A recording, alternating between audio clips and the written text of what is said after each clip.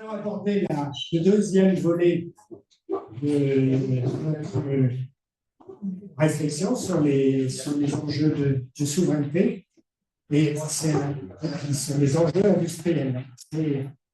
C'est un point sur lequel il y a une attention particulière, je pense, qui est portée à ces aspects industriels. Et s'il apparaît que la filière solaire dépend fortement de fournisseurs étrangers, qui sont majoritairement asiatiques, pour la fabrication des matériaux amont, la de silicium, cellules, modules photovoltaïques. Et elle génère aussi des milliers d'emplois sur nos territoires, dans la fabrication des équipements de connexion, des équipements de transformation, de régulation électrique, et surtout des emplois non délocalisables dans les services d'ingénierie, d'installation, de monitoring, de maintenance. Des acteurs puissants existent aussi dans la fabrication des équipements électriques, la fabrication des onduleurs, des systèmes de stockage et les activités de développement et de construction des installations photovoltaïques. On n'est pas du tout démunis en France ou en Europe sur ces sujets-là. Quelques éléments de cadrage rapides pour ne pas prendre du temps sur l'échange qu'on va avoir. Le secteur du photovoltaïque est un secteur important. Certains chiffres ont été donnés là ce matin. Il y a 5 gigawatts d'installations qui ont été mises en service en 2024 et probablement en 2025. Un montant d'investissement qui est de 7 à 8 milliards d'euros, je pense. Un chiffre d'affaires total de près de 4 milliards d'euros de vente d'électricité. Quelques éléments sur la chaîne de valeur d'une installation photovoltaïque. Les matériaux et équipements de base que je citais, qui dépendent encore fortement de fournisseurs asiatiques, représentent entre 20 et 25% de la chaîne de valeur d'une centrale. Le reste, c'est-à-dire plus de 75%, est constitué d'équipements électriques et puis de services d'ingénierie et de construction et d'exploitation. Pour les équipements électriques, c'est autour de 30% de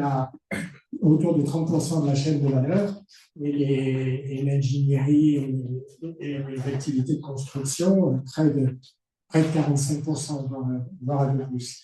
Les emplois en France ont été cités. Moi, j'ai entendu 37 000, donc j'ai vu 50 000 emplois aussi dans ces eaux-là. En Europe, on est à plus de 500 000 emplois sur le secteur. Et voilà, donc on a une dépendance forte dans le secteur de la fabrication des matériaux de base, mais l'Union européenne s'est fixée comme objectif de localiser en Europe 30 gigawatts de production par an, de capacité de production de cellules et de panneaux. Et 30 gigawatts, c'est presque la moitié de ce qu'on installe actuellement en Europe. Et c'est un rythme qui ne va pas se réduire dans les prochaines années. Donc, voilà, quelques enjeux importants. Alors, pour en parler, on va avoir Bariza Cheriev de la Banque des Territoires, qui est responsable du secteur de la transition énergétique et écologique à la Banque des Territoires dans la région sud de Provence. On a Mathilde Cerdan, qui est une des directrices de CVE Group, qui est un développeur important, et qui en plus est une entreprise à mission. Vous pourrez nous expliquer pourquoi vous êtes une entreprise à mission. Salomé Durand, qui est responsable solaire au syndicat des énergies renouvelables. et puis Nicolas Chandelier, qui est le directeur général de Cardone, la structure de montage, de préfiguration de la future installation d'une usine de production de cellules et de modules qui devrait s'implanter à Fos dès que possible. Écoutez, je vous invite à nous rejoindre. Je vais d'abord laisser intervenir Marisa, qui va nous donner en 10-15 minutes sa vision des actions entreprises par la Caisse des dépôts pour renforcer notre souveraineté industrielle dans le secteur de l'énergie, et puis peut-être quelles actions aussi vous entreprenez sur le territoire de la région. À tout de suite. Je pense qu'on a. C'est bon, vous allez nous rejoindre. très bien.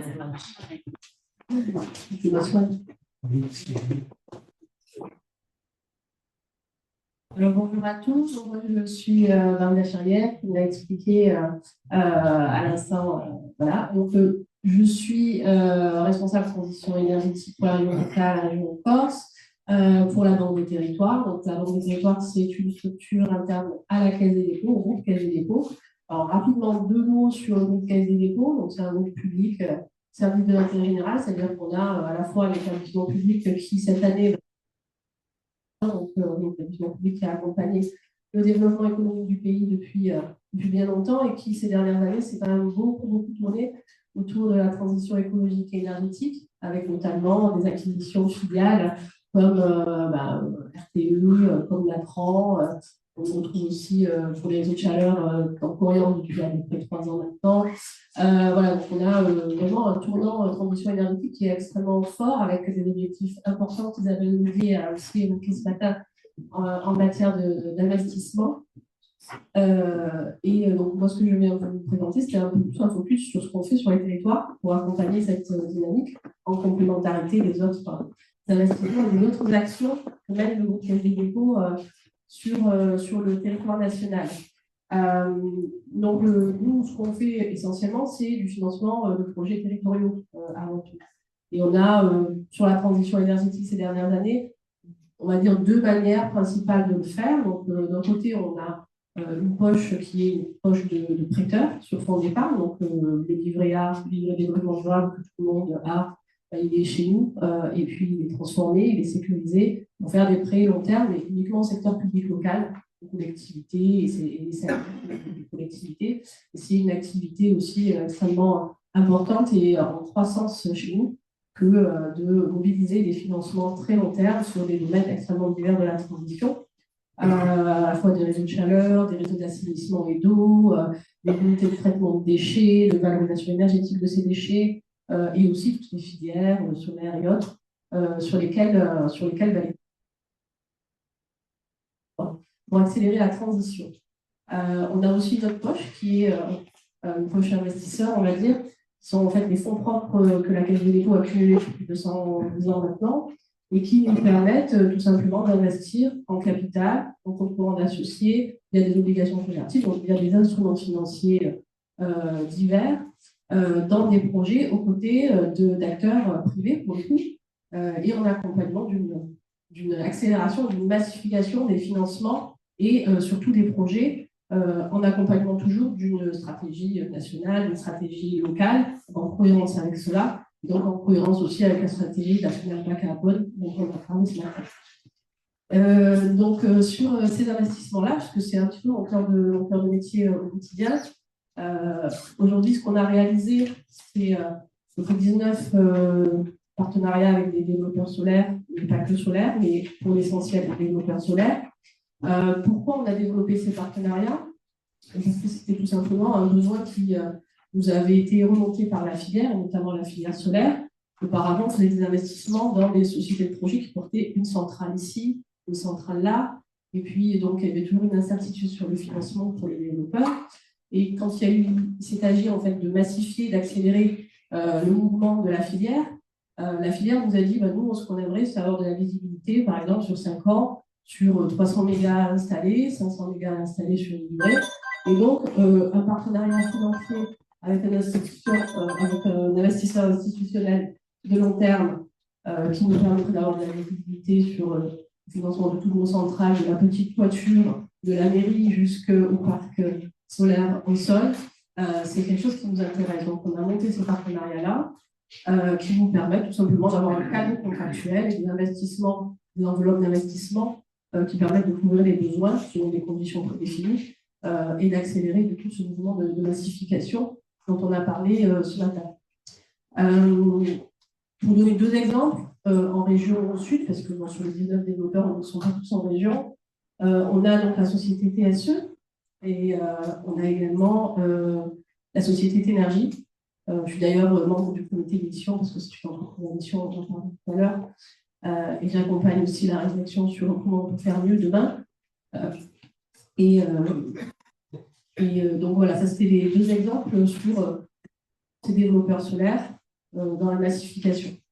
Ensuite, on a une autre manière d'intervenir qui est auprès des collectivités locales en prenant des participations dans des sociétés d'autonomie mixtes dans les énergies renouvelables.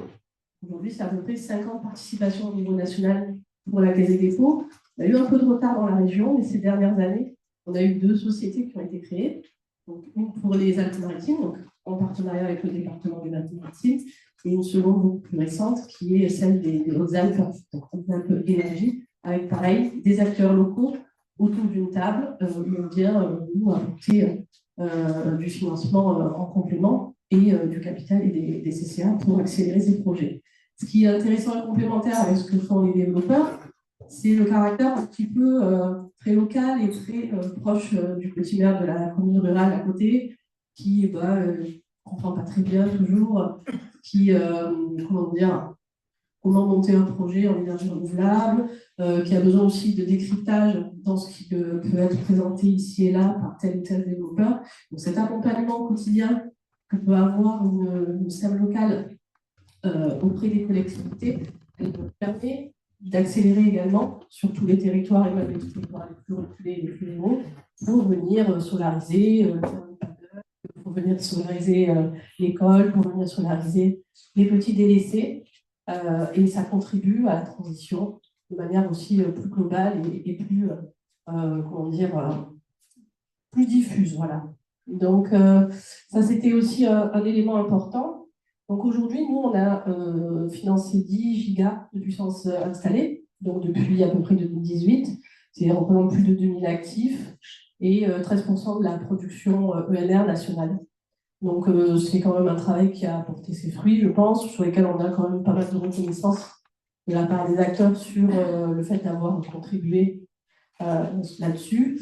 Et puis, il y a aussi une spécificité sur la région, au-delà des SEM ou des partenariats nationaux avec les développeurs, qui est le Fonds Terramia, qui est un fonds régional qui a été créé en 2022, dans lequel on a souscrit tout simplement au fonds, et qui réalise aussi de manière intermédiaire pour le coup des opérations et des financements très locaux.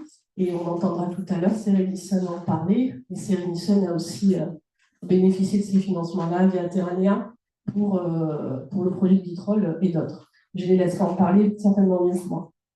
Enfin, un sujet, celui du stockage par batterie, on en a parlé tout à l'heure. Donc là aussi, c'est des sujets qu'on regarde de plus en plus. Pourquoi je pense qu'on a suffisamment développé ce matin l'intérêt des batteries. Donc, un premier partenariat qui est avec Tag Energy cette année. Donc, c'est, on va dire, une matière qui est relativement nouvelle pour nous, comme pour beaucoup, je pense. Mais en tout cas, une volonté de contribuer sur ce volet-là du stockage par batterie. Et voilà, donc c'était pour vous illustrer un petit peu comment on mobilise les outils Caisse des dépôts, que ce soit des outils groupes, que ce soit des outils de prêt, que ce soit des outils d'investissement, soit de l'écosystème local, de la mise en relation d'acteurs, à massifier la filière solaire et accélérer la souveraineté énergétique. Merci, Marina Chaïev. Vous pourrez continuer à intervenir dans notre échange. Alors maintenant, je vais vous poser trois questions successivement sur lesquelles on a réfléchi ensemble.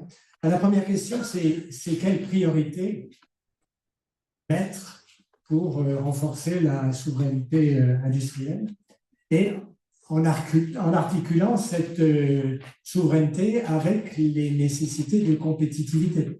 Parce que faire de la souveraineté en dégradant de manière forte la compétitivité n'est pas une solution tenable à long terme. Donc, quelle priorité mettre dans la chaîne de valeur et quelle contribution de chacune de vos organisations au développement de cette souveraineté. Alors, je vais commencer par Nicolas, qui est au cœur des interrogations qu'on peut avoir sur la filière solaire, puisque le projet carbone est un des acteurs importants de réalisation, de construction, de fabrication des cellules et des modules que l'on veut relocaliser en France et en Europe. Merci, bonjour à tout le monde. Donc oui, Carbone fait partie de ces quelques projets européens dont la mission est de construire un secteur industriel du photovoltaïque souverain, pérenne, compétitif. Et je pense que vous parliez, voilà, vous contribuez à la souveraineté énergétique, et c'est vrai que le photovoltaïque permet de se rendre indépendant de toutes ces énergies fossiles. Mais aujourd'hui, en fait, on fait juste déplacer la dépendance avec le photovoltaïque parce que 95% des panneaux sont faits en Chine. Donc, voilà, il y a, pour atteindre cette souveraineté énergétique, il faut arriver à englober toute la chaîne de valeur, dont la fabrication du panneau, en tout cas celle que je peux parler, je connais un petit peu, fait partie. Aujourd'hui, le fait est que 90%, plus de 90% est fait en Chine. Donc, qu'est-ce que ça veut dire? Ça veut dire qu'on dépend de la fourniture. Vous voyez un peu le monde dans lequel on vit aujourd'hui, il y a des petits challenges intra-régions. Et sans aller jusque-là, il y a quand même une notion de prix aussi. D'accord? C'est-à-dire qu'aujourd'hui, pour le panneau, et d'autres personnes peuvent mieux en parler que moi, mais je dirais que jusqu'en 2023 à peu près, le watt était à 22-23 centimes. Et puis en quelques mois, il est passé à 10. Je ne pense pas qu'il y ait eu une amélioration de la productivité en Chine en quelques mois pour diviser par 2 le coût. Parce qu'il y a eu des situations conjoncturelles, les États-Unis, bloc l'entrée, l'Inde, etc. Et puis pendant 2 ans, le watt est resté à 9-10 centimes. Et puis là, en 15 jours, il est à 12, donc il y a près de 30%. Voilà, donc au-delà de l'impact de ne pas avoir cette souveraineté sur la partie fourniture, il y a aussi un impact économique qui est quand même majeur, à plus de moins de 30%, l'histoire ne s'écrit pas tout à fait pareil. Donc voilà pourquoi le sujet de souveraineté industrielle aussi est associé. Maintenant, la question, c'est comment est-ce que ça va arriver dans la chaîne de valeur et comment est-ce que ça va arriver tout court, je dirais. Évidemment, ça va commencer par une Union européenne et les États membres qui disent bah oui, on va faire du Made in Europe. Ce qui est déjà un challenge en fait, et ça dépasse le panneau solaire. Encore une fois, aujourd'hui, voilà, c'est en cours, mais tant que tout ça ne sera pas inscrit, affirmé, assumé sur le long terme, il sera impossible à quiconque de pouvoir financer correctement des gigafactories, qui est absolument nécessaire pour avoir un produit compétitif. Donc ça, c'est un premier point. Ça passe par un régulatoire qui est là, qui va un peu plus lentement que prévu, d'où le retard dans ces projets, mais qui n'est pas encore entériné. D'accord ? Il y a des bons signes, il y a des choses qui se passent, mais il va falloir que tout ça arrive assez vite pour assumer qu'il y a un Made in Europe et un marché réservé à du Made in Europe. C'est comme ça qu'on va pouvoir avoir tout le système de financement qui va pouvoir se déclencher parce que le marché sera confirmé. La deuxième chose, c'est industriellement, il va falloir créer ces usines. Parce que là, on est obligé d'avoir des gigafactories. Alors, c'était un mot un peu sexy il y a 2 ans, maintenant ça fait peur aux banquiers, mais voilà, c'est juste en fait une taille d'usine nécessaire pour pouvoir amortir les coûts fixes et avoir des produits compétitifs. Voilà, c'est de la logique industrielle et c'est pas grave. D'accord? Je veux dire, vous avez, je sais pas, ST Microélectronique, il y a 4 ou 5 000 personnes bossées à côté d'Aix. C'est des choses qu'on sait faire. Il n'y en a pas partout, mais il ne faut pas avoir peur. Il faut juste le faire correctement.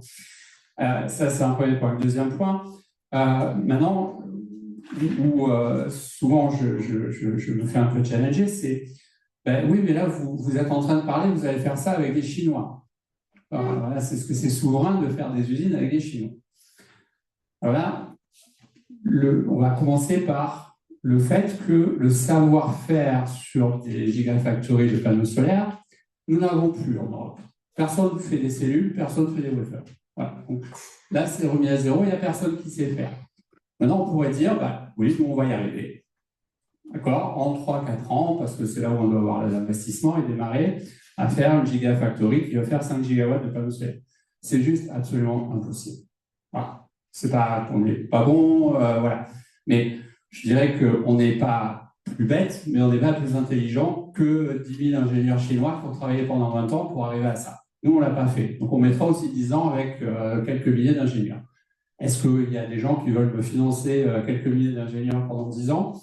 Je ne pense pas. D'accord? Donc, là, c'est pour ça que notre projet carbone, mais les autres projets européens, font ça avec des partenariats de gens qui savent faire ça. Et sur des bases de transfert de technologie, ça aussi c'est important, on parle d'accès à l'IP, il y a un transfert technologique qui doit se faire dans le cadre de ces partenariats, ça ne doit pas être gratuit. En échange, ils ont accès à une certaine partie du marché, mais qui est contrôlée aussi. Ça ne sera pas plus que 49-51 et un peu moins. Mais le contrôle est sous le contrôle de l'entité européenne qui gère en termes d'investissement, qui dirige. Les investisseurs étrangers peuvent venir, mais pas plus, ne pas avoir la majorité. Et en échange, il y a du transfert technologique contre un accès à une partie du marché régulé. Donc voilà un peu le contexte. Et peut-être dans le dernier point, et je ne veux pas monopoliser la parole, c'est dans quel ordre il faut faire ça, parce que c'est vrai que quand on parle de souveraineté dans le secteur industriel, on va parler déjà le développeur, le chantier, le panneau solaire, mais après il va y avoir les matières premières du panneau solaire, il va y avoir les fabricants de process, il va y avoir les R&D, on en parlera peut-être. Et tout ça, mais il faut le faire dans le bon sens, dans le bon ordre. Voilà. À partir du produit, il y a le marché, il y a le produit, les composants vont arriver. Et ça, voilà, on va débattre un peu plus suivant les questions. Merci Nicolas. Je vais passer la parole à Salomé Durand, là, qui est responsable solaire au CER, au syndicat des énergies renouvelables. Et au CER, vous avez l'ensemble des acteurs de la chaîne de fabrication et de fonctionnement des centrales solaires. Voilà, quel est votre point de vue sur les priorités et la contribution que les acteurs français et européens peuvent apporter. Oui, bonjour à tous. Pour compléter le propos de Nicolas, je dirais qu'il y a aussi, en gros, on ne peut pas avoir de souveraineté sans planification. Et actuellement, la planification, la PPE3, elle est à l'arrêt en France. Donc, c'est la préoccupation majeure des acteurs, de tous les adhérents du CER, des NERPLAN, de toute la filière en France actuellement. Donc, au niveau du CER, on a plusieurs actions qui sont en cours au niveau de la direction de la présidence, qui ont des échanges quotidiens, hebdomadaires du moins, avec le gouvernement, Roland Lescure notamment, qui est très favorable à ce que la PPE3 soit publiée dans les toutes prochaines semaines, sauf qu'on se situe dans un momentum politique qui est compliqué avec l'arrivée des municipales, donc il y a une grosse crainte à ce niveau-là. Il y a une crainte aussi sur le scénario qui sera envisagé, puisqu'on parle de R1, R2 qui ont été présentés dans le cadre du BP de RTE. Donc, c'est des scénarios qui sont très restrictifs, qui sont vraiment en deçà de la dynamique qu'on a actuellement annuellement. Donc, voilà, donc, il y a cette priorité-là. Et au-delà de ça, comme l'a dit Nicolas, il y a le signal que l'Europe va envoyer à travers son acte européen, l'IAA, sur l'inscription de critères Made in Europe, en tout cas, laisser la possibilité aux États de le faire au sein des appels d'offres. Donc, c'est quelque chose qui viendra compléter les critères qui étaient prévus par le NZIA, notamment le critère de résilience. Donc, tout ça est un signal plutôt positif qui est envoyé de la part de la Commission européenne. Et nous, au niveau des syndicats, on a aussi on a un gros plaidoyer pour que cette inscription de critères européens elle puisse finalement se faire, puisque cet acte il a été reporté aussi à de nombreuses reprises, donc c'est pas gagné. Voilà, donc on se situe dans un moment politique qui est assez tendu de ce point de vue-là. En tout cas, sachez qu'au niveau des fédérations, on est très mobilisés. Au niveau du CER, on a tenu une conférence de presse la semaine dernière où il y a eu un record en termes de participation de nombre de journalistes. Et donc là, dans les prochains jours, on devrait aussi également porter plusieurs tribunes pour mettre sur un même plan l'enjeu de planification et de souveraineté. C'est-à-dire qu'il ne peut pas y avoir de souveraineté énergétique sans planification, sans PPE3. Bien, merci. Alors, dans dans la chaîne de valeur, il y a une partie importante qui est liée à l'identification, au développement des projets, et puis ensuite à la construction, à la réalisation, à la maintenance. Et en tant que... je vais vous laisser la parole, Mathilde, puisque donc, vous êtes un des développeurs actifs importants. Mais voilà, et vous intervenez un peu au-delà aussi de votre rôle de développeur, parce que vous vous impliquez dans différentes choses que voilà, vous pourrez me dire. Tout à fait, merci. Donc, on a parlé là de l'amont industriel, mais je voudrais aussi rappeler que la chaîne de valeur et la souveraineté de cette filière, elle ne se joue pas que sur l'amont industriel et que sur les cellules et les modules, mais sur l'ensemble de la chaîne de valeur. Et si on prend un peu de recul, on se rend compte qu'une centrale solaire, c'est une moyenne d'existence de 30 ans. Donc, il faut raisonner en cycle de vie d'une centrale et pas juste en amont industriel. Et sur ces 30 ans, au final, on va être dépendant, effectivement, pour l'instant, de l'Asie sur la partie module. Donc, on va dire pendant 1 an au moment de la construction. Mais ensuite, pendant 30 ans d'exploitation et de production d'électricité, on est sur une chaîne de valeur purement locale. On n'est pas dépendant. C'est de la création de valeur locale. Donc, c'est important de resituer aussi l'ensemble de la chaîne de valeur de la filière et de ne pas focaliser le débat uniquement sur cet amont industriel qui ne représente pas du tout 100% du cycle de vie d'une centrale solaire. Voilà. Et donc, à ce titre, pour vous donner un exemple un petit peu concret, nous, chez CVE, on a développé des outils qu'on utilise sur chacun de nos projets qui s'appellent le TIC et le TIL. Donc, ce sont des outils qui sont le taux d'impact carbone et le taux d'impact local, qui sont mesurés sur chaque projet. Et pour vous donner un petit exemple, sur les 20 plus gros projets PV qu'on a en France, en fait, c'est 3,3 euros de valeur ajoutée au niveau national par euro investi. Et c'est 7 ETP par mégawatt installé. Donc, c'est-à-dire ETP direct, indirect et induit. Donc là, je pense qu'on peut parler quand même de souveraineté de la filière sur toute cette partie majeure de la chaîne de valeur. Donc, il ne faut pas l'oublier. Et sur ce qui est de l'amont industriel dont on vient de parler, en effet, il ne faut pas se voiler la face. Pour l'instant, on est dépendant de la Chine, le savoir-faire est là-bas. Donc, c'est assez normal de faire appel aux experts pour développer des zones de compétences et des industries européennes. Ça, c'est un premier élément quand même important. Et par ailleurs, c'est une illusion très dangereuse de se dire qu'il faut absolument tout relocaliser vite, rapidement. Déjà parce qu'on voit qu'on n'a pas de planification. Déjà, ça commence par là. Et par ailleurs, parce qu'en fait, il faut réfléchir au-delà de ça. Il faut réfléchir à des critères de résilience. Donc, il faut diversifier ces approvisionnements. Ça ne veut pas dire relocaliser 100%, vite, en faisant n'importe quoi. Ça veut dire que aussi on réfléchit à des traçabilités carbone et sociales. Donc ça, c'est des critères très importants pour les producteurs aussi. Et donc, c'est pas à mettre en opposition avec des relocalisations à tout prix. Voilà. Donc, sur cette première question, ma vision producteur. Et pourquoi entreprise à mission ? Pourquoi entreprise à mission ? Alors, chez CVE, juste pour ceux qui ne le savent pas, on est producteur indépendant d'énergie renouvelable. On existe depuis 16 ans et le siège social est à Marseille. Et on est producteur de gaz et d'électricité solaire. Donc, nous, notre raison d'être, c'est mettre l'humain et la planète au cœur de l'énergie de demain. Donc, pour traduire, ça veut dire qu'on veut avoir un impact positif dans tous nos projets sur le plan environnemental, humain et social. De fait, ça nous paraissait juste la suite logique d'inscrire ça dans nos statuts, de devenir entreprise à mission et de se donner des objectifs concrets sur ces 3 piliers qui font notre raison d'être. Voilà. Alors, la deuxième question, vous avez commencé à parler de compétences, qui est un des facteurs clés de l'existence d'une activité, du développement d'une activité sur un territoire. Et donc, la question que je voudrais vous poser, c'est faut-il renforcer les compétences de la filière, dans quel domaine, et quelle contribution de la recherche vous attendez, ou au contraire, quelle contribution existe déjà, des capacités de recherche en France et en Europe que vous pouvez utiliser mieux dans vos activités. Alors, je vais commencer par Mathilde. Très bien.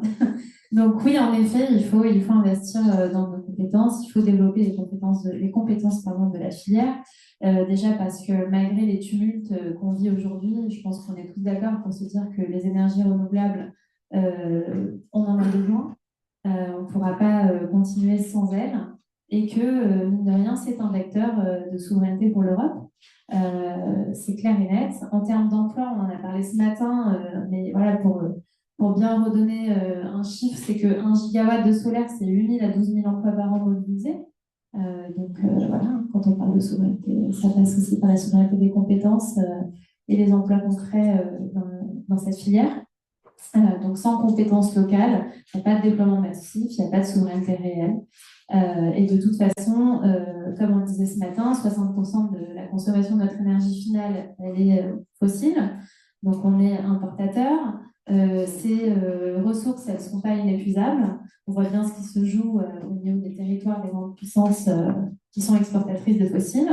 Donc en fait, quand on réfléchit un peu plus long terme, c'est soit on électrifie avec une vision résiliente, soit en fait on va se prendre un mur quand les États exportateurs n'exporteront plus le fossile parce qu'ils en auront besoin pour eux et que les ressources arriveront à épuisement, et donc on électrifiera sous la contrainte et dans les mauvaises conditions.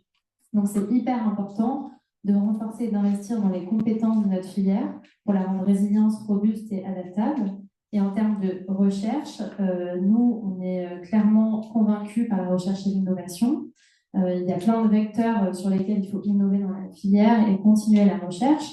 Les entreprises, elles s'investissent. Nous, à titre d'exemple, on travaille avec les mines, on a travaillé sur des projets tels que le TIC et le TIL dont j'ai parlé juste avant, sur les jumeaux numériques, avec l'INRAE, on fait des études sur nos projets, notamment sur le bien-être animal. On a une thèse CIFRE en cours cette année, donc vraiment on y croit et on porte les sujets de R&D. Cependant, les entreprises, elles ne peuvent pas le faire seules. Et aujourd'hui, l'Europe, elle ne sait pas investir et flécher les investissements dans l'innovation. On est toujours au stade de prototype et on ne passe jamais la bascule de l'industrialisation. C'était quelque chose qui était souligné dans le rapport Draghi déjà. Et aujourd'hui, c'est toujours le cas. On voit bien l'état des filières hydrogène, bio-CO2, qui sont toujours au stade d'innovation, qui sont en mal parce que manque d'investissement fléché vers le développement de ces filières-là qui pourtant ont leur rôle à jouer dans notre souveraineté énergétique européenne. Je vais vous provoquer un petit peu.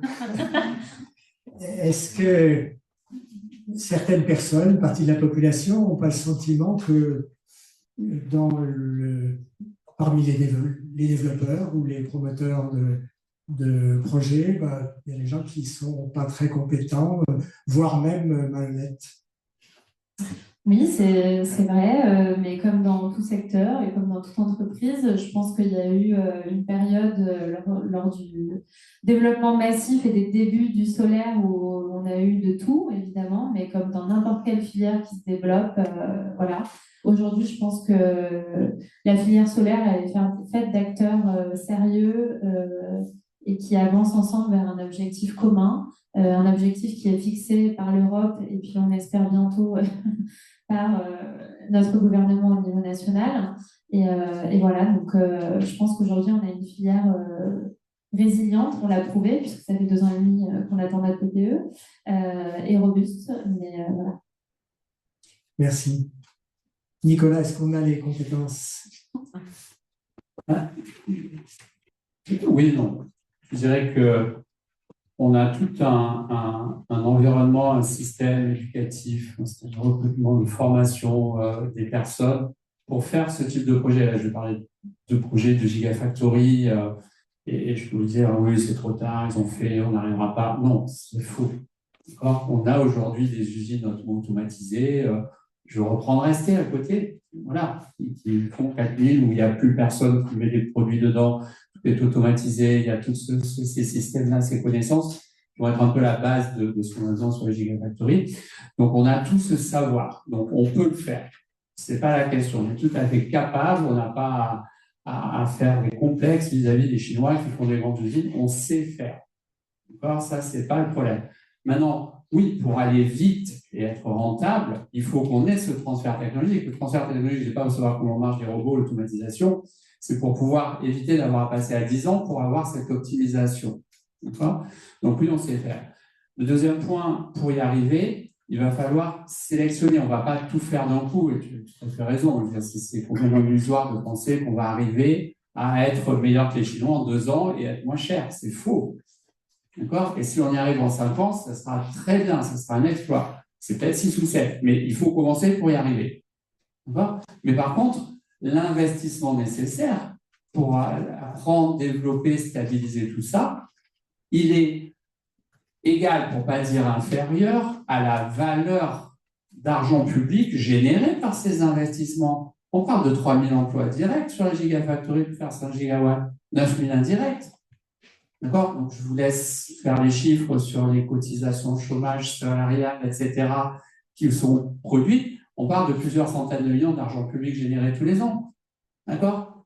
Ils sont, et je ne vais pas polémiquer, je vais dire égal, aux subventions pour compenser les coûts des produits chinois. Ce n'est pas un problème d'argent à la fin. D'accord ? Il va falloir y aller. Par contre, il faut amorcer l'histoire, il faut la structurer, il faut la mettre dans le bon sens, il faut qu'il y ait un marché, évidemment. S'il n'y a pas de marché, on peut avoir la meilleure régulation qui dit du Made in Europe, mais s'il n'y a rien à acheter, il n'y aura pas de besoin. Il faut sécuriser tout ça. Pour revenir et pas dériver trop sur les compétences, je dirais que voilà, il y a tous ces emplois, on a ces compétences. Par contre, oui, il va falloir adapter certaines filières. Et ce transfert technologique, il faudra mettre les bonnes priorités. C'est-à-dire que les subventions qu'il va falloir aller, c'est là où on a besoin de transfert, c'est-à-dire sur les cellules et les wafers. Faire plus de modules, ça ne sert à rien de subventionner, on sait faire. Faire plus de silicium, plus de verre, plus. Non, on a ces capacités. On a les compétences. Les capacités, il faut différencier. Là, on n'a pas de compétences, et là, on n'a pas de capacité. Les capacités viendront avec la demande. On fera du silicium, on sait faire du silicium, on sait faire du verre, on sait faire de l'aluminium. Par contre, on ne sait plus faire de wafer, on ne sait plus faire de cellules. Donc, il va falloir mettre une priorité sur ces compétences. Juste pour éclairer, les wafers, c'est les tranches de lingots de silicium. Et les cellules, c'est les unités productrices d'électricité et qui sont assemblées dans un deuxième temps dans des modules, puis dans des panneaux. Et peut-être un dernier point sur la recherche, parce que c'est connecté aussi et ça fait partie de la question. Aujourd'hui, on a encore la chance d'avoir quelques centres de recherche, et le CEA, l'INES, l'IPVF à Paris, voilà, qui sont encore sur ce domaine du photovoltaïque. Et une des questions, c'est s'il n'y a pas d'industrie dans 5 ans, est-ce que ces gens-là resteront? Et pour faire quoi? Donc là, on a la chance, parce qu'il faut dire aussi, il y a 50 ans, la France était leader, et c'est plus une vingtaine d'années où la Chine a repris ça. Et donc, on a cette capacité d'innover.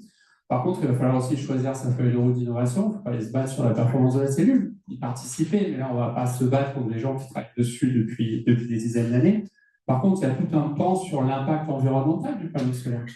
Où ça, je pense que les Chinois ont développé massivement, ils ont mis un focus sur développer des capacités très rapidement avec une bonne performance. Le sujet impact environnemental est beaucoup moins adressé, et là, il y a beaucoup d'opportunités. Et c'est là où, pour moi, la recherche européenne doit se concentrer sur l'énergie du photovoltaïque, parce que c'est duré 25 ans, 30 ans, il y a des volumes énormes. Les enjeux de recyclage de tout ce qui existe va être un enjeu énorme. Et là, il y a, je pense, beaucoup d'opportunités pour une recherche et de la science, avec de la science pour limiter l'impact et augmenter la réutilisation. Donc voilà, ça c'est un vrai enjeu pour la recherche, en tout cas européenne, sur cette secteur. Je vais aussi vous provoquer. Est-ce qu'on ne risque pas d'être dépassé par une évolution technologique qui interviendrait pendant qu'on développe cette... Je dirais que l'obsolescence technologique, c'est un des plus gros cauchemars pour les investisseurs. C'est-à-dire, ah oui, vous allez prendre 1 milliard pour faire une usine, et peut-être dans 5 ans, elle sera complètement obsolète parce qu'il y a une autre innovation qui va rendre tout cet investissement obsolète. C'est un peu les discussions qu'on entend sur les batteries électriques en ce moment. En fait, le photovoltaïque, aujourd'hui, on a la chance d'être beaucoup moins exposé à ce risque. C'est-à-dire qu'aujourd'hui, on sait à peu près sur les 5-10 ans, et donc on travaille sur le tandem, le perovskite, voilà. Mais cette évolution technologique assez centrale sur la performance de la cellule n'impacte pas du tout le process de fabrication. C'est une machine de plus sur la fin de la ligne de fabrication de cellules. Donc, sur les gigafactories, il faut qu'on reste 5 mètres de plus sur la ligne de fabrication de cellules pour rajouter la machine qui va permettre d'installer cette innovation technologique qui est la plus importante aujourd'hui dans ce qui est discuté. Donc, on a la chance, je dirais, en termes d'investissement, d'être beaucoup moins exposé que dans beaucoup d'autres secteurs industriels sur l'obsolescence technologique. Alors, Salomé Durand, qu'est-ce que, sur l'ensemble de la chaîne de valeur, comment renforcer les compétences et qu'est-ce que vous faites pour ça aussi? Je dirais qu'il y a... Qu'est-ce que vous attendez là? Je dirais qu'il y a un enjeu sur la valorisation des bonnes compétences. Parce que tout à l'heure, Mathilde, vous en parliez, voilà, parfois vous posez la question sur des dérives potentielles sur la filière, mais on a de bonnes certifications, de bonnes qualifications, il faut les utiliser pour valoriser la compétence, la maîtrise de l'ouvrage. C'est aussi comme ça qu'on accepte, que le PV est accepté au sein de la population. Donc, je dirais qu'il y a cet angle-là, donc il y a le RGE. Nous, au CERF, on a une marque qui s'appelle l'Alliance Qualité Photovoltaïque aussi, qui permet de vraiment valoriser aussi la compétence.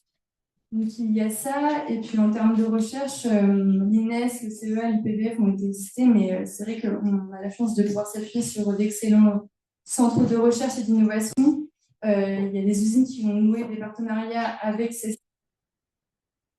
développer des cellules à haut rendement, parce que c'est quelque chose qu'il faut aussi encourager pour rester dans la course mondiale sur ces cellules à haute valeur ajoutée. Regardez le micro, on va commencer par vous là, pour la troisième question. Quelle contribution des pouvoirs publics vous attendez, vous souhaitez pour le développement de la filière? Et puis, quelle synergie aussi entre vos entreprises et les territoires avec d'autres filières? Alors, en termes de priorité pour la puissance publique, ce qu'on attend, nous, c'est vraiment ce que je disais en introduction, c'est l'enjeu de planification, donc la publication de la PPE3, sans laquelle il ne peut pas y avoir d'appel d'offres. Les appels d'offres qui sont actuellement bloqués. On attend les derniers appels d'offres de la PPE2, ils ne sont toujours pas d'actualité, donc ça, c'est vraiment un enjeu hyper important. Le fait, une fois que ça sera publié, d'inscrire au sein des mécanismes de soutien des critères qui viendront valoriser la production européenne et française. Et puis, la deuxième partie de la question, les relations avec les territoires. Oui, au CERF, on s'appuie sur un réseau de représentants régionaux qui sont extrêmement utiles pour la remontée d'informations problématiques au niveau à l'échelle locale. Ils ont été renouvelés il y a très peu de temps. On aura une première plénière le 4 février. Voilà, si vous faites partie du CERF, je vous invite à assister. Donc c'est un réseau qui est vraiment très structurant pour le syndicat et hyper important. Et puis en termes de lien avec les autres secteurs, les autres filières, oui, c'est quelque chose qu'on travaille. Là, par exemple, on a des projets de tribunes communes avec d'autres fédérations représentatrices, d'autres secteurs de l'énergie et de l'industrie, parce qu'on a des intérêts évidemment convergents en matière de souveraineté. Donc, évidemment, on travaille avec d'autres fédérations, c'est hyper important.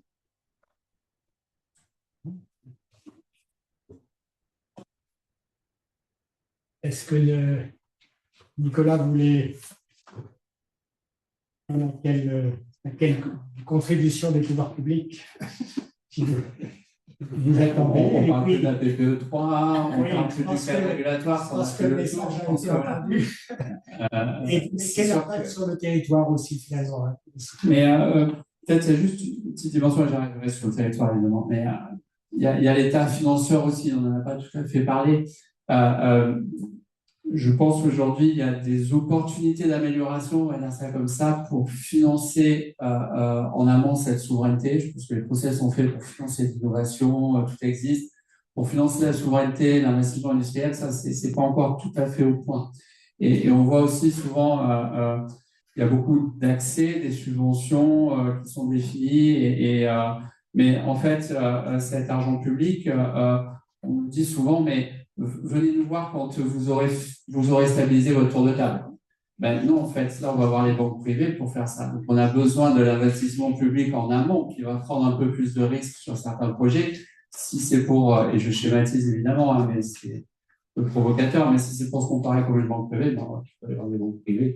Voilà, donc il y a quand même et je dirais que tout ça est le résultant de cette notion de réindustrialiser l'Europe et la France. C'est pas encore entré dans les gènes, on n'a plus l'habitude. Il va falloir remettre un peu tout ça en perspective pour vraiment atteindre cet objectif. Maintenant, parlons du territoire.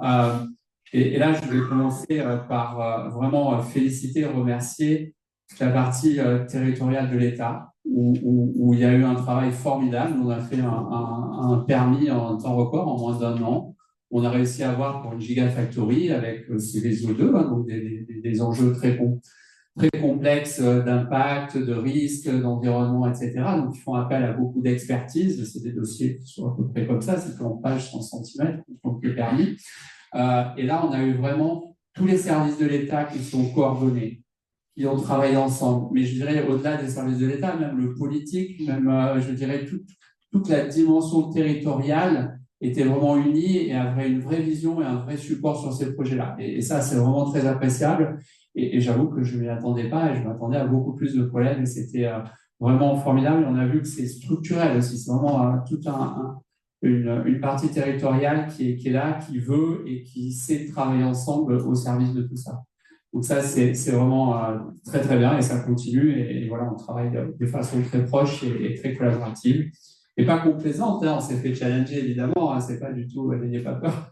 Mais c'est constructif, il y a ça qui ne va pas, on travaille, on remet, au pire on revoit ça et on avance. Donc ça, c'est une partie qui est très bien. Et après, sur la partie fosse et la partie la zone industrielle ou portuaire de Fos-sur-Mer, je dirais, on voit qu'il y a plusieurs projets, il n'y a pas de carbone, il y a d'autres projets, Gravity, etc. Et pour moi, on peut dire, ouais, mais c'est beaucoup de projets, c'est beaucoup de gens, les ressources ne sont pas là. Mais justement, c'est rassurant d'avoir une vraie approche, une vraie vision, une vraie stratégie de développement d'industrie au travers des industriels. Et ça va permettre de restructurer le territoire, parce que dans tous les cas, on parle de restructuration du territoire. Et s'il y a plusieurs projets, ça ne va pas dépendre d'un projet, il vaut mieux être plusieurs pour accompagner tout ça. Et là aussi, je pense qu'on voit, il y a, que ce soit le politique, que ce soit les services de l'État, on voit quand même une vraie vision sur laquelle ils s'appuient, sur laquelle ils vont tous s'engueuler, etc. Mais ça avance vraiment dans la même direction et pour construire ça. Et je pense qu'on a besoin, le fait pour nous, c'est un vrai avantage d'avoir cette multiples projets sur cette zone-là concentrée pour pouvoir faire évoluer le territoire et afin de pouvoir accompagner et supporter ces aventures industrielles. Mathilde? Merci.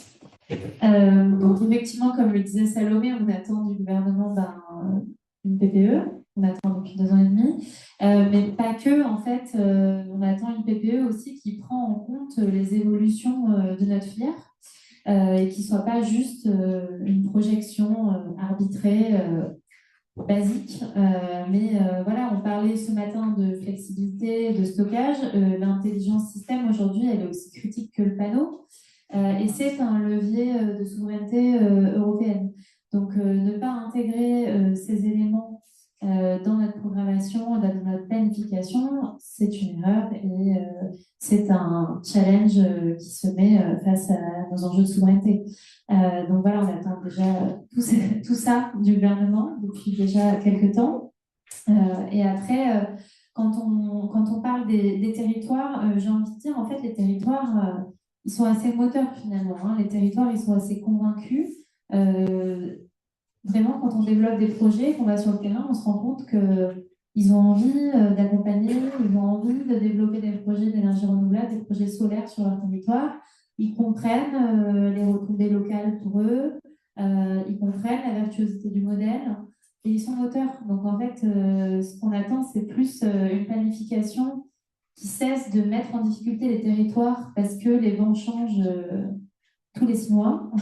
Mais il faut que vous y passiez un certain temps pour expliquer la nature des projets. Bien sûr, mais on se rend compte avec le temps qu'on y passe de moins en moins de temps parce que les territoires, maintenant, ont fait un travail formidable sur la planification énergétique de leur territoire en local, sont déjà convaincus et finalement, c'est des projets qu'on porte ensemble. Et c'est pas le développeur qui tire et qui explique. Son secret. Non, mais voilà, je veux dire, aujourd'hui, ça a vraiment évolué et les territoires sont moteurs et je pense que c'est très important de le souligner. On peut effectivement critiquer le débat politique national et le déplorer. Par contre, les territoires subissent ces changements, ces moratoires déguisés, etc. Eux, en fait, ils sont moteurs dans nos projets. C'est important de le dire. Voilà. Marisa, est-ce que vous voulez rajouter quelque chose? Oui. Ensemble, on va dire. Donc, peut-être parler rapidement de la réindustrialisation. Chez nous, en tout cas, on a redécouvert ce sujet-là vers 2019, qui s'est accéléré après la crise du Covid et toutes les réflexions qu'on a eues sur les chaînes d'approvisionnement.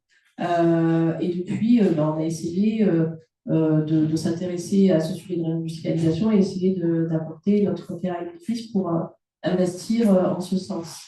Depuis, il y a eu quelques investissements assez majeurs qui ont eu lieu, notamment sur les batteries à Vercors, 250 millions d'euros d'investissement, à doubler sur un MSC sur 15 millions d'euros, alors que voilà, c'était des investissements dont on avait perdu l'habitude parce que la réindustrialisation, ça fait un petit moment qu'on n'en parlait plus, même si le métier, c'est un métier de développeur territorial et d'aménagement du territoire. Donc, on regarde aujourd'hui ces projets-là en 360, à la fois sur le volet compétences, comment on peut les accompagner, sur le volet immobilier beaucoup aussi, c'est vrai, et puis sur les volets aussi financement des entreprises, mais c'est plutôt via notre filiale qui est BPI France, qui a un fonds spécialisé qui s'appelle les fonds SPI, pour travailler sur ces sujets-là. Et donc, dans l'articulation du groupe KSD-Dépôt, quand on regarde ces sujets-là, il y a une articulation assez claire, donc une BPI qui va plutôt venir financer l'entreprise, donc le développement de l'entreprise, les recrutements, les frais divers et variés de développement. Et nous, on va plutôt venir financer les CAPEX travaux au moment où les usines vont obtenir les autorisations administratives, purger un certain nombre de risques.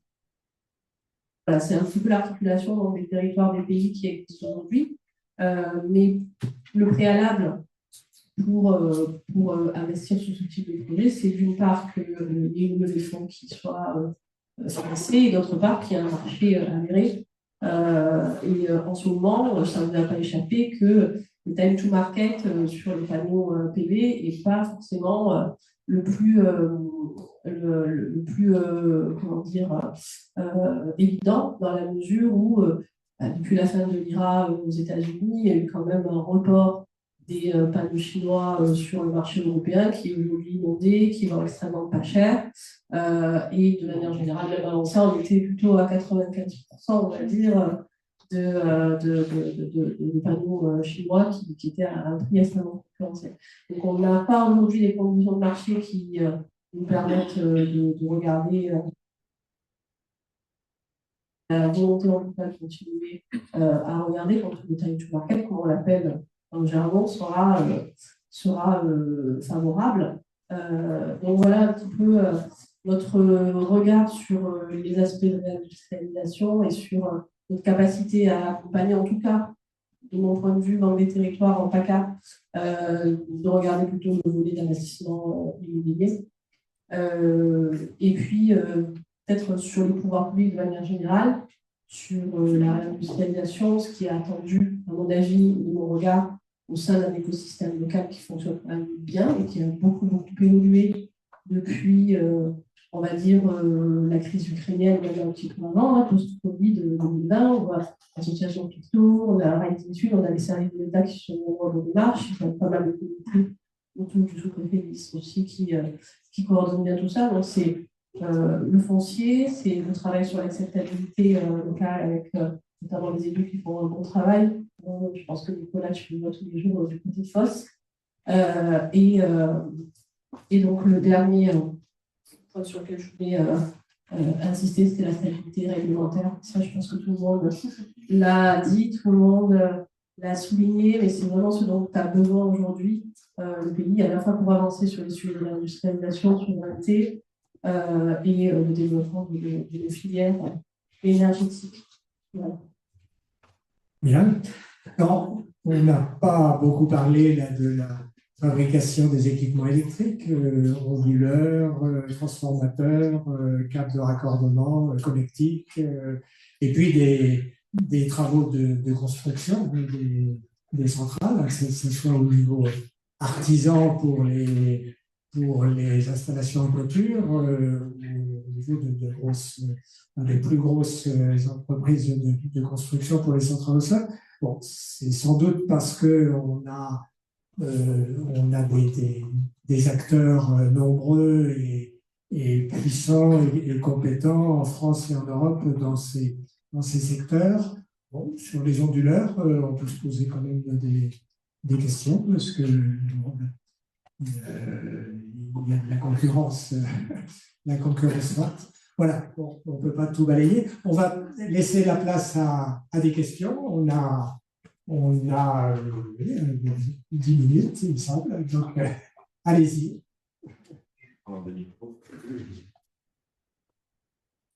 Merci.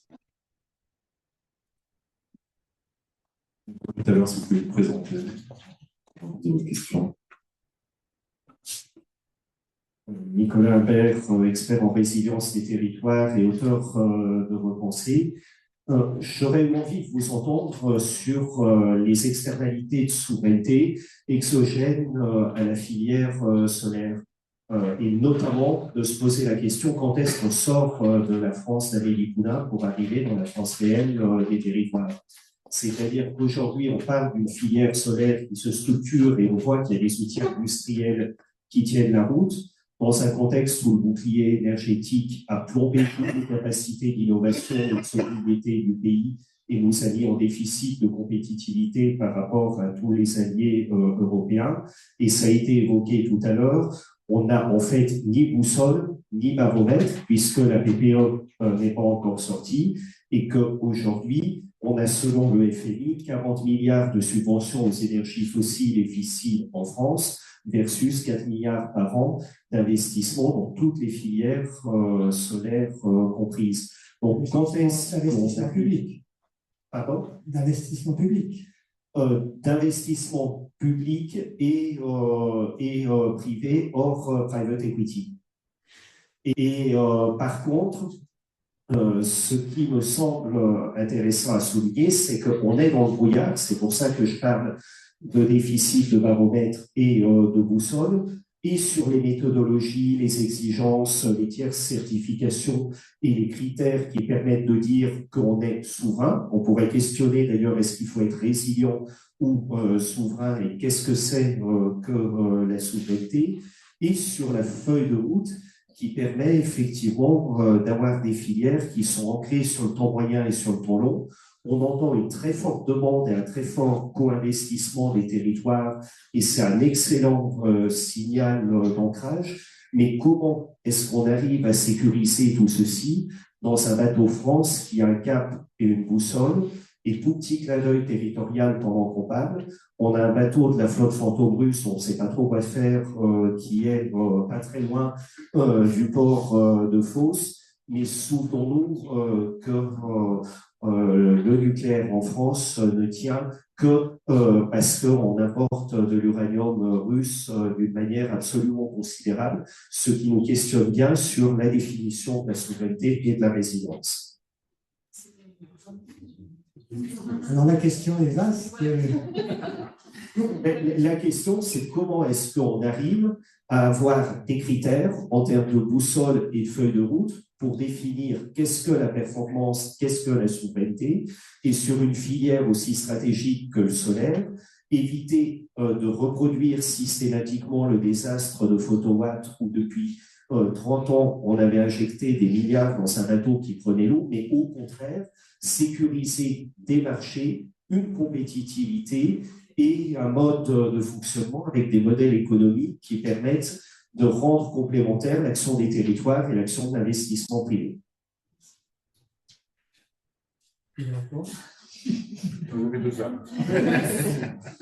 Merci pour cette problématique parfaitement résumée. En termes de boussole, on a le règlement européen, le Net Zero Industry Act, qui a posé l'objectif d'atteindre 40% de la demande européenne en matière d'énergie renouvelable à horizon 2030. Ça, c'est une première boussole. J'ai cité 30 gigawatts. 30 gigawatts, pardon. Oui, c'est ça. Donc ça, c'est peut-être un premier jalon, mais effectivement, après, l'enjeu, c'est comment est-ce qu'on définit la résilience et les autres critères qui sont liés au NZIA. Et là-dessus, comme on est dans l'attente des prochains appels d'offres, on est aussi dans l'attente de l'écriture des cahiers des charges qui devraient inscrire les modalités de faisabilité en fait, pour délivrer les critères de résilience, etc. Donc c'est vrai qu'on est un peu dans le flou là-dessus. Oui. Et je rajoute juste un point complémentaire aussi à ce que dit Salomé, c'est qu'on est en attente d'un cadre réglementaire de la part du gouvernement. Et pour autant, on a une filière résiliente parce que, par ailleurs, on a commencé à développer d'autres modèles alternatifs qui sortent des soutiens publics, tels que les PPA, par exemple, pour le solaire. Et c'est important de le souligner aussi. Ça prouve aussi notre résilience, notre capacité à faire et notre capacité à se transformer quand devant nous on constate qu'il peut y avoir des décisions gouvernementales qui pourraient mettre à mal cette souveraineté.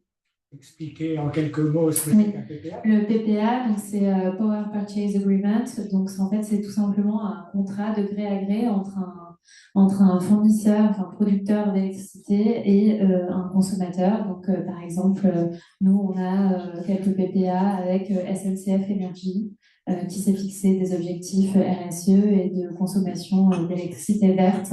Voilà, par exemple. Il y a des groupements de collectivités qui peuvent aussi signer des PPA. Après, peut-être sur le thème de l'industrie de la fabrication du PV versus le développement, on voit que c'est des modèles un peu différents et complémentaires, évidemment. La différence entre la résilience et la souveraineté, la résilience va essayer de limiter les risques d'approvisionnement, mais ne va pas permettre à un État d'avoir une vision à long terme économique. Voilà, c'est plutôt limiter les risques d'approvisionnement à moyen court terme. La souveraineté, c'est un État qui va pouvoir planifier sur la partie énergétique, sur les coûts, non seulement évidemment sur la capacité à la développer, mais qui va pouvoir aussi planifier sur les coûts de l'énergie, qui est quand même assez structurant pour un pays, et encore plus les autres. Donc, ça va être la différence, en tout cas, de mon point de vue, sur cet premier point. Et le deuxième point, pas pour repartir sur la régulation, mais cette boussole dont on a besoin du niveau industriel, en fait, elle est financière. C'est-à-dire que pour faire ces usines, on a besoin d'un milliard, je donne un chiffre rond à 100 millions près, hein, mais voilà, vous voyez cette ordre de grandeur. Et c'est pas que de l'argent public, il y a une partie de subvention, il y a beaucoup de dettes, et il y a au moins un quart, un tiers d'equity privé. Ces gens-là, eux, ils ont besoin d'avoir une garantie de retour sur investissement. Ils veulent savoir qu'il y a un marché. Même si nous, on aimerait prendre le risque, ces gens-là ne vont pas venir pour financer. Donc, une raison d'être, c'est d'arriver à avoir un environnement qui va sécuriser l'investissement privé dans ces développements et nécessaire à créer cette souveraineté et non pas cette résilience. Pour essayer de compléter un petit peu, ce qui pourrait débloquer un petit peu le sujet aujourd'hui de la souveraineté, de la réindustrialisation, et peut-être plus spécifiquement sur le PV, ce serait justement des réglementations qui permettent, notamment dans le cadre des d'appel de projet, de privilégier des aspects extra-financiers dans pour les candidats, c'est-à-dire que les candidats seraient dans la notation notamment garantis, on va dire, d'être performants et d'être concurrentiels sur l'achat par exemple de PV, des panneaux PV qui a un bilan carbone beaucoup moins élevé, donc des panneaux qui viennent pas de Chine, des panneaux qui viennent d'Europe. Et ça serait vraiment un élément réglementaire qui pourrait commencer à avancer, débloquer le sujet de la réindustrialisation et plus spécifiquement du sujet du PV. Donc l'extra-financier, le bilan carbone, ça pourrait être déjà une très bonne première clé d'entrée par les pouvoirs publics pour enclencher quelque chose de vertueux. Merci à tous et à toutes pour vos réponses. Nouvelle question. Oui, bonjour à tous. Donc moi, je m'appelle Bruno Martin, je suis représentant de panneaux italiens de la marque Bemar. Ma question, c'est juste par rapport au PPE3. Là, vous semblez tous attendre, être pendus aux lèvres du gouvernement. Et ma question, c'est qu'est-ce que vous pensez de l'autoconsommation collective? Parce qu'il me semble que c'est un sujet qui pourrait justement nous détacher du gouvernement, en plus des PPI dont on a parlé. Est-ce que ma question est claire ou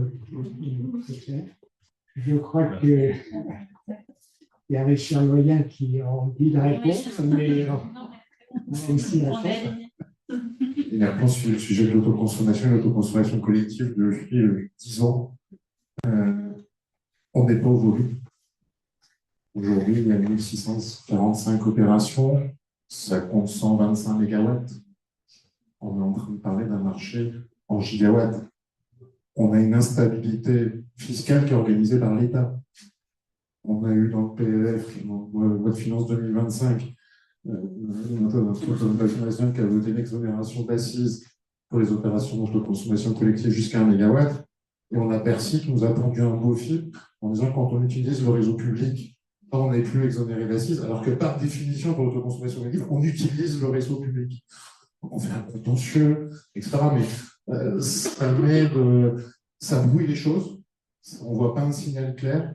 Et alors que peut-être qu'on pourrait faire quelques centaines de mégawatts par an d'autoconsommation collective, mais ce n'est pas suffisant aujourd'hui pour arriver à cranter 4-5 mégawatts dont on a besoin pour alimenter notre industrie, pour que notre industrie souveraine puisse alimenter le marché. Ce n'est peut-être pas qu'une question de niveau de taxe, c'est comprendre aussi ce que c'est que l'autoconsommation collective. Peut-être pas assez.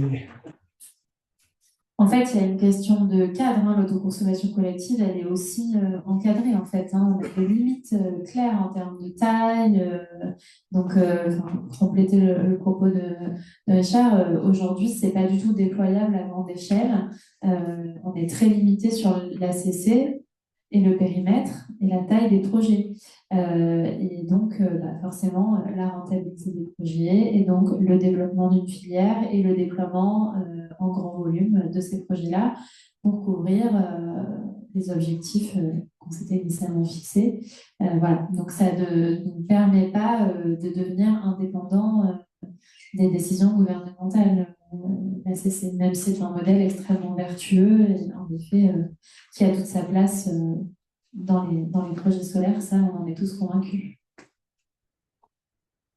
Merci beaucoup. Donc une dernière question et ensuite il y aura une petite pause de 10 minutes si vous avez un café avant de démarrer la troisième table. Merci. Moi, j'avais envie de vous reparler de la PPE. Parce que, pourquoi? Parce que moi, quand je vous écoute, il y a un caractère un petit peu contradictoire. Pas contradictoire, mais en tout cas, il y a une certaine complexité dans ce que vous dites, c'est-à-dire que vous vous plaignez qu'elle n'existe pas, et en même temps, vous me dites qu'elle va être défavorable. C'est-à-dire qu'elle va faire un quasi-moratoire. Donc, en fait, ce que j'aimerais entendre, c'est si cette PPE défavorable est adoptée, comment ferez-vous? Et puisque vous avez dit que vous étiez au fond une industrie extrêmement résiliente, que vous vivez sans PPE depuis 2 ans et demi, est-ce que vous pouvez, face à une nouvelle PPE qui serait défavorable, continuer à être résilient ou est-ce que vous serez condamné, enfin ce qui s'est passé dans les années 2010, on s'en rappelle, est-ce que ça peut se repasser ou pas, ou est-ce que vous pouvez vous abstraire, réussir à vous abstraire d'une PPE qui serait défavorable à votre Merci pour cette question. Donc, en effet, une PPE défavorable, de toute façon, va forcément nous conduire à une situation compliquée, puisque, en fait, si on parle concrètement, les volumes qui sont énoncés dans les différents scénarios, pour la plupart, sont déjà en file d'attente raccordement. Donc, ça voudrait dire qu'on ne développe plus de nouveaux projets, d'accord, jusqu'à 2030 à minima. Donc, ça veut dire que la filière, à terme, n'a plus de travail pour développer de nouveaux projets solaires dans le cadre qu'on connaît aujourd'hui. Donc, c'est effectivement un gros problème. On a déjà beaucoup d'acteurs de la filière qui ont annoncé entre la fin d'année et aujourd'hui des PSE. Donc, c'est une situation réelle, concrète et actuelle. Il ne faut pas le sous-estimer. Donc, dans les chiffres qu'on a partagés en termes d'emploi, ces emplois-là, ils sont sur le carreau, et donc, ce n'est pas des bonnes nouvelles. Pour autant, en effet, comme nous sommes résilients, innovants, et qu'on essaye malgré tout d'avancer, et qu'on a tous dans cette filière l'intime conviction que les ENR font partie du paysage durable de notre avenir, c'est sûr qu'on transformera notre filière, on transformera les modèles, on devra forcément inventer d'autres modèles hors soutien public, comme on a déjà commencé à le faire petit à petit avec les BPA. Mais enfin, ça met à mal une filière qui a été en croissance jusqu'à maintenant, qui a construit pour avancer dans la souveraineté, qui a bâti pour développer des compétences, pour répondre à des objectifs qui nous étaient fixés, qui étaient clairs, qui sont européens et nationaux. Et aujourd'hui, on change de cap drastiquement. Donc, tout ce qu'on a construit depuis 20 ans, finalement, deviendrait caduc, ou en tout cas, on y mettrait un grand stop. Donc, c'est un problème. Et donc, en effet, on se plaint de ne pas avoir de PPE3 parce qu'il y avait une trajectoire et que cette PPE, elle dicte aussi quand même nos rythmes de développement, nos objectifs, comment on crante notre filière, les compétences qu'on recrute, etc., l'investissement qu'on fait dans l'innovation, par ailleurs. Mais aussi, en effet, on râle tout autant sur le potentiel caractère défavorable de cette PPE, parce que ça met à mal tout l'investissement, qu'il soit public, privé, et tous les efforts d'une filière qui œuvre finalement pour la transition écologique. Hein. Donc voilà, et l'avenir de la planète. Je dirais pour compléter ton propos, il y a un impact évidemment social qui est majeur hein, pour tout ce secteur du développement. Nous, on est au début des projets industriels pour développer cette souveraineté. Nous, on n'a pas de capacité de résilience parce qu'on n'a aucun revenu. Et le financement de ces projets industriels, quels qu'ils soient, carbone ou les autres, va se baser sur des précommandes. En fait, tout le financement privé nécessaire au développement vont nous demander est-ce que vous avez les commandes pour faire tourner votre usine pendant 5 ans, 6 ans. Et donc, ces commandes, elles sont basées sur ces nouveaux projets, pas sur les projets qui sont déjà validés, qui n'ont pas l'obligation d'être résilients. Donc, ils vont être basés sur ces nouveaux projets.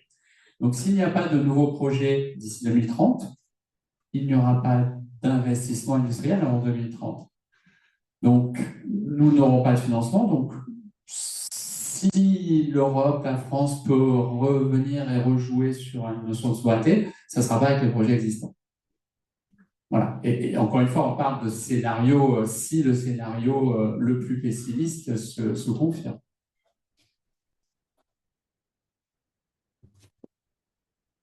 On va finir sur cette note un peu. C'est pas une note positive. Non, mais donc mobilisons-nous et mobilisons les territoires aussi pour écrire aux ministres, faire entendre leur voix, parce qu'on sait qu'ils sont moteurs, qu'ils ont eux aussi envie. Et donc là, ben, c'est le moment où toute la filière et tout l'écosystème même qu'on anime, donc c'est-à-dire aussi les territoires, ben, tout le monde doit s'activer et se mobiliser pour faire entendre cette voie-là et faire en sorte qu'on ait des décisions les moins défavorables possibles. Voilà. Bah, c'est ce dont nous allons parler dans la troisième table ronde. Il n'y a pas que les acteurs économiques que vous êtes, mais il y a aussi les territoires et les citoyens. Merci.